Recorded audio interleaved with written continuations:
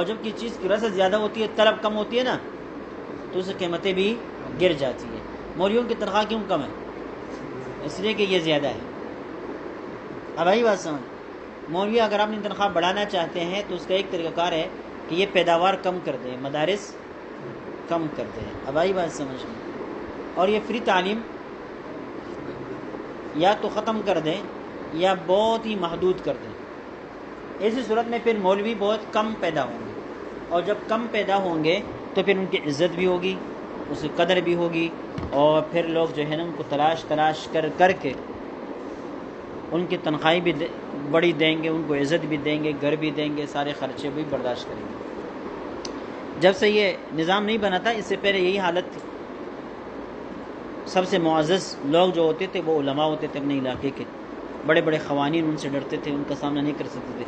خان ہر کسی کو دباتا تھا لیکن مولوی کو نہیں دبا سکتا ہوتا تھا۔ اور اس وقت کہتے ہیں کہ ایک مولوی پوری جو ہے نا علاقے کے لیے کافی ہوتا تھا، اس کے سامنے جو ہے نا کوئی ٹھہر بھی نہیں سکتا ہوتا۔ اس کی وجہ یہ ہوتی تھی کہ بھائی ایک تو لوگوں کا اعتقاد تھا مولوی کے ساتھ کہ بھائی اس قرآن کا حامل ہے، حافظ ہے، فلاں ہے، یہ ہے، وہ ہے، ایک بات۔ اور دوسری بات یہ کہ چونکہ قلت ہوتی تھی، مولوی پھر ملتا نہیں ہوتا تھا، تو لوگ ان کے نخرے کو برداشت کرتے تھے، ان کی بدماشی کو قبول کرتے تھے۔ تو بہرحال یہ چلتا تھا۔ اور اب کیا ہے، ایک مسجد میں تراویح پڑھانے کے لیے 50 آدمی دستیاب ہے۔ اگر ایک عطا اللہ انکار کرتا ہے تو دوسرے 3 مولوی اور خوش ہو جاتے ہیں، شکر ہے کہ اس نے انکار کر دیا، اب میں جاؤں گا۔ بات آئی سمجھ میں؟ تو اس طرح معاملات ہوتے ہیں۔ کسی مدرسے میں ایک منصب خالی ہوتا ہے، اس ایک منصب کے لیے 50 درخواستیں آ جاتی ہیں، تو پھر کیا ہوتا ہے؟ پھر ظاہر ہے محتمین صاحب کہے گا، ہر کسی کو کہے گا کہ بھئی 50 آدمی ہیں، اس 50 آدمیوں میں سے کسی ایک کوئی نہ ایک تو پسے گا، کوئی نہ کوئی ایک تو پسے گا، بھائی ہم 8,000 تنخواہ دیتے ہیں، وہی نہیں کرتا، بھائی چلو نہیں کرتے، دوسرا کھڑا ہے۔ دوسرا جیسے کہ رکشے والے ہیں نا، باہر آپ جاتے ہیں، ایک رکشے والے سے کہتے ہیں میں صدر جانا ہے، وہ کہتے ہیں 500 نہیں جانے میں۔ دوسرا رکشے والا خود بخدا کہتا ہے کیا کہاں جانا ہے؟ آپ کہتے ہیں کہ میں نے صدر جانا ہے۔ بھائی چلے بیٹھے، آپ کتنا؟ 500 نہیں بھائی، 500 نہیں، کتنے؟ 400۔ تو آپ وہ 400 پر راضی ہو جاتا ہے، نہیں ہوتا تو تیسرا کڑا ہوتا ہے، چوتھا کڑا ہوتا ہے، 5واں کڑا ہوتا ہے، اور آپ کس نہ کس سے بات کر دیتے ہیں۔ اب آئی بات سمجھ میں؟ اسی طرح مولویوں کا حال ہے، رسد زیادہ ہے، طلب کم ہے۔ جب رسد زیادہ ہو، طلب کم ہوتی ہے، تو پھر کیا ہے؟ قیمتیں گر جاتی ہے، قیمتیں گر جاتی ہے۔ اب آئی بات سمجھ؟ لیکن ایک بات ہے، ہمارے ایک استاد تھے، اس سال نہیں آئے، پچھلے سال ایک بار آئے ہوئے تھے۔ وہ کہتے ہیں کہ دنیا میں جس چیز کی ضرورت زیادہ ہے، اللہ تعالیٰ نے اس کو فری بنا دیا۔ کیا کر دیا؟ فری بنا دیا۔ اب دیکھیں ہواؤں کی ضرورت ہے کہ نہیں؟ ہوا کے بغیر انسان 1 منٹ رہ نہیں سکتا، سانس نہیں لے سکتا، مر جائے گا۔ تو اللہ تعالیٰ نے کیا ہے؟ فری بنا دی۔ پانی کی ضرورت ہے، پانی کے بغیر انسان زندہ نہیں رہ سکتا، تو اللہ نے پانی بھی فری میں بنا دی ہے۔ وہ تو الگ بات ہے کہ ہم بہت سارے لوگ ایسے ہیں نا جو گدلا پانی پیتے ہیں، اس کو کچھ نہیں ہوتا۔ یہ جو ہم پیسے دے کر خریدتے ہیں، یہ تو ہماری کیا ہے؟ خواہشات ہے، ہماری کیا ہے؟ خواہشات ہے، نفس ضرورت۔ جو لوگ واقعی پانی کے محتاج ہوتے ہیں وہ گدلا پانی بھی پی دیتے ہیں، وہ جو ہے نا کسی جوہر کا وہاں پر جمع ہوا پانی جس سے بدبو بھی آ رہی ہوتی ہے پی لیتے ہیں، ان کو کچھ نہیں ہوتا، ان کو کچھ نہیں ہوتا۔ بہرحال پانی بھی انسانی زندگی کی ضرورت ہے، اللہ تعالیٰ نے اس کیا کر دیا؟ فری میں۔ اگر فری نہیں بھی کیا ہے نا تو سستا تو ضرور ہے، سستا تو ضرور ہے۔ جتنے آپ کو یہ 40 روپے 50 روپے پر بوتل ملتی ہے، کیا شراب کی بوتل اتنے کی ملے گی؟ ہاں، شربت کی بوتل اتنی ملے گی؟ ایسی نہیں ملے گی۔ ان کی نسبت سے دیکھیں یہ کتنے سستا ہے، کیوں؟ ضرورت۔ لوہا ضرورت ہے، سونا ضرورت نہیں ہے۔ لوہے کے بغیر آپ کی زندگی نہیں گزر سکتی، قدم قدم پر آپ کو لوہے کی ضرورت ہوتی ہے۔ تو اللہ تعالیٰ نے اس کو وافر مقدار میں عطا کر دیا، اور سونے کی ضرورت اس کے بغیر بھی آپ جی سکتے ہیں، تو سونا وافر مقدار میں نہیں۔ بہرحال وہ ان چیزوں سے استدلال کرتے ہوئے کہتے تھے کہ روحانی زندگی کے لیے مولوی کا ہونا بھی ضروری ہے، اس لیے اللہ نے مولویوں کو بھی زیادہ کر دیا۔ کیا کر دیا؟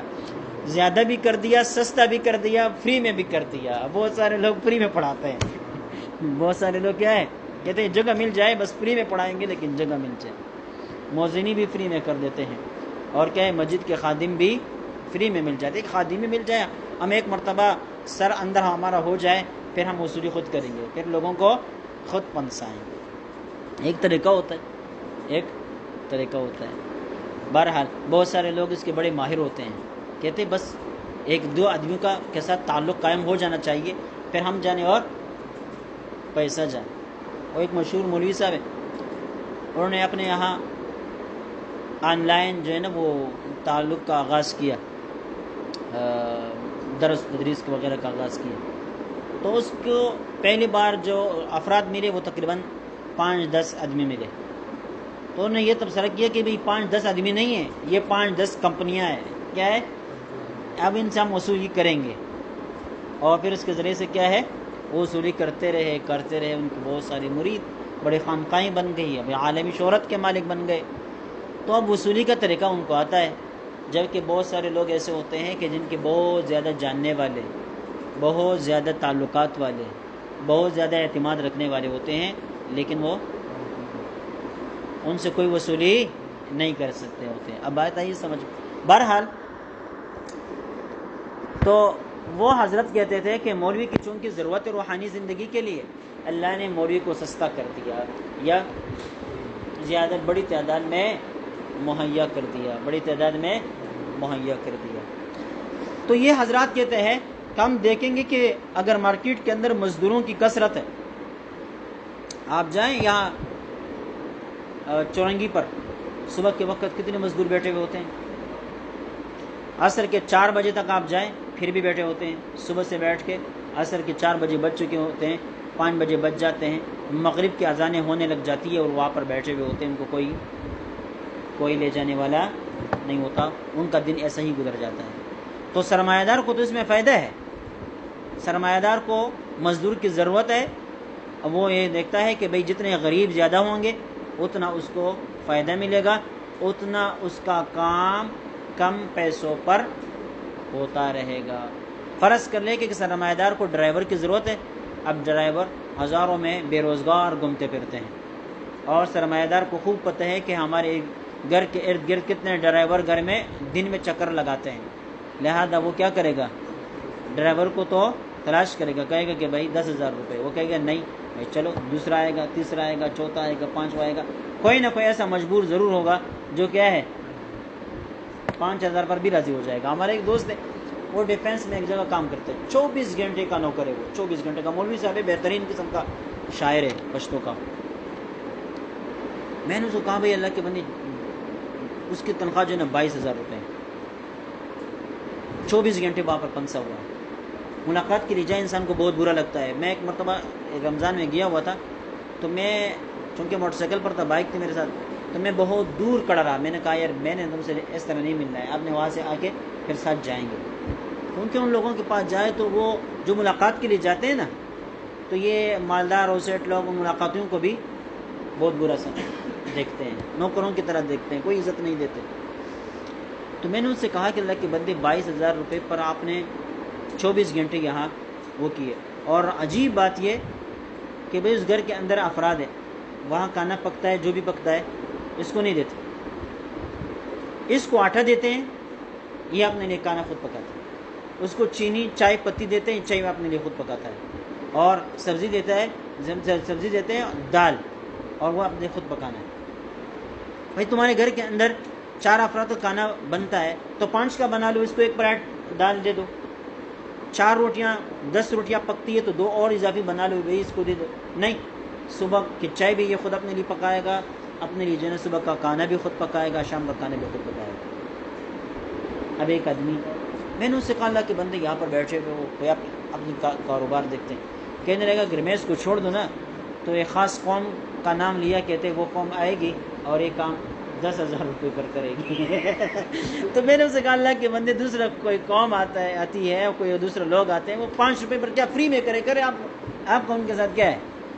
آپ ان کے لیے رکاوٹ بنے ہو، یہاں پر بیٹھے ہو یہ سوچ ہے یہ دوسرے کا راستہ بند کرنے کے لیے 22,000 روپے پر بیٹھا ہے اور چائے بھی خود پکاتا ہے اور روٹیاں بھی اپنے لیے خود پکاتا ہے.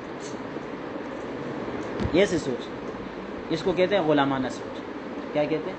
غلامانہ سوچ. دوسرا کا راستہ روکنے کے لیے اپنی زندگی کو داؤ پر لگائے گا، اپنی زندگی کو خراب کرے. تو بہرحال یہ سرمایہ دار کہتے ہیں کہ مزدور کی تنخواہ ہم رسل و طلب کے اصولوں کے مطابق طے کریں گے. اگر مزدور زیادہ مل رہے ہیں تو ان کی اجرت کم ہوگی، اگر مزدور نہیں مل رہے تو دیکھیں ہماری سوچوں میں دیگر لوگوں کی سوچوں میں فرق. ایک آدمی میرے پاس آتا تھا، کہنے لگے مجھے نوکری نہیں مل رہی. میں نے کہا یار، وہ بڑے درجے کے انجینئر تھے، تو میں نے کہا یار انجینئر کو تو جگہ مل جاتی ہے، آپ کو کیسے نہیں مل رہی؟ وہ پھر کمپیوٹر شعبے کا ماہر تھا، انجینئر تھا. تو میں نے کہا آپ کو تو جگہ کہتے ہیں ملتی ہے لیکن تنخواہیں کم ہیں. میں نے کہا کتنے کی تنخواہیں؟ کہتے ہیں کچھ دن پہلے ایک ملی تھی، وہ 1 لاکھ روپے کا کہہ رہے تھے. دوسرے 80,000 50,000 سے لے کر وہ 1,20,000 تک چلا گیا کہ اتنی تو مل رہی ہے لیکن یہ میں نہیں کرتا. میں نے کہا کتنی چاہیے؟ کہتے ہیں کم از کم 1.5 لاکھ سے لے کر 2 لاکھ تو ہونا چاہیے. اور وہ 2 مہینے 3 مہینے سے بے روزگار تھا لیکن ان کم تنخواہوں پر کام کرنے کے لیے تیار نہیں تھا.